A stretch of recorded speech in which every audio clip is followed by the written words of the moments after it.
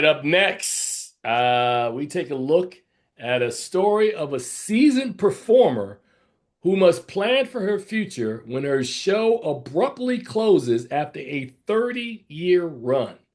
The Last Showgirl stars Pamela Anderson, Oscar winner Jamie Lee Curtis, and Dave Bautista.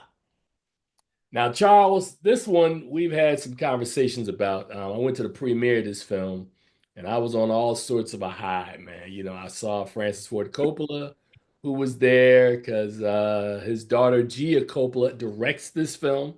So he was sitting there just kind of relaxing, and you know, it was just one of those situations, man, where I had a great seat. I was very eager to see this film, and then the film began. And we see that there's this casino that this long show has been running for 38 years, and Pamela Anderson has been in the chorus of the show, right?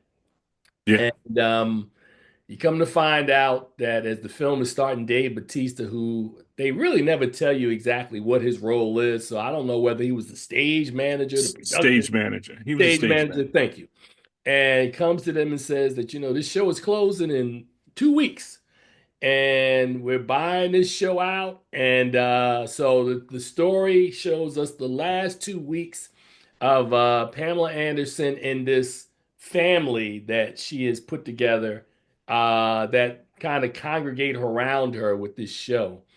Was the show called Razzle Dazzle? Was that it? Uh, If I can remember the title of it, I think I I was. think that, yeah, something Maybe like something that. like Razzle Dazzle. I don't remember exactly, but Jamie Lee Curtis plays a former showgirl who's now retired and got a job at the casino. What would you call her? Not necessarily a cigarette girl, but like, I don't know what you would call her. Yeah, it's like a cigarette girl. Uh, Yeah. and the Jamie Lee Curtis in this, man, is got a heavy orange tan and a bad wig and just unruly and off the hook.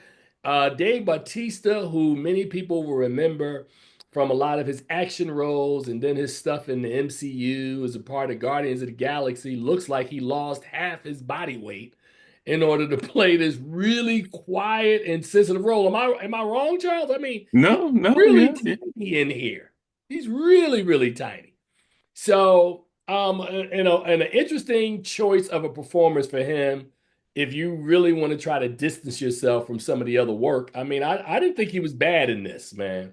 But the story of this film is Pamela Anderson, and I think in the after the first watch, Charles, it was funny because I was really high on her performance when I initially saw it. And then, like a couple of days later, after a couple of colleagues came to me and was like, "You like that movie?" And I started thinking about what Pamela Anderson did, and I was like, not the greatest of acting, but maybe that was the point, right? Because there's a really good scene in it, Charles, where she's trying to audition for something else after the fact. And I mean, you saw the film, man. I didn't think the audition really went that well at all, but I was like, well, maybe that's the point. So I wasn't really sure, and I guess this would have been one where if we could have talked to Gia Coppola to figure out the mindset of what Pamela Anderson's character was going through, it would have helped us in determining if that was intentional, if it was unintentional. I want to say, Charles, almost by the way the film plays, that it felt like it was intentional of what Pamela Anderson was doing in order to make a point. But either way, man, I think The Last Showgirl is I think it's a good film. I don't think it's a great film by any stretch of the imagination. And I believe if she had given a stronger performance, you'd probably be hearing more of her name circulating in award circles, but that is clearly not the case as we are almost in November right now.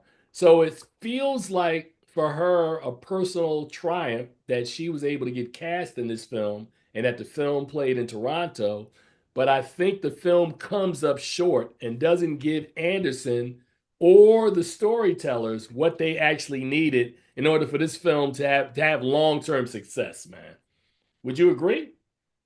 I would agree. I think it was underwritten, and I am of the opinion that Pamela Anderson just wasn't very good. And I don't whether that's on purpose or not. I'm not sure, but I don't think her performance was very inspiring. All right, man. I'm gonna give The Last Showgirl a C minus, man. Despite the fact Yeah. it had some elements that that set it up for success, I just felt that this movie underachieved, and I almost felt bad, man. Like sometimes you like, I want this to win. You're not good enough, sir. So there it is for The Last Showgirl. And do we know if this has distribution? I think it has distribution. It is distributed by Roadside Attractions and will be in theaters December 13th.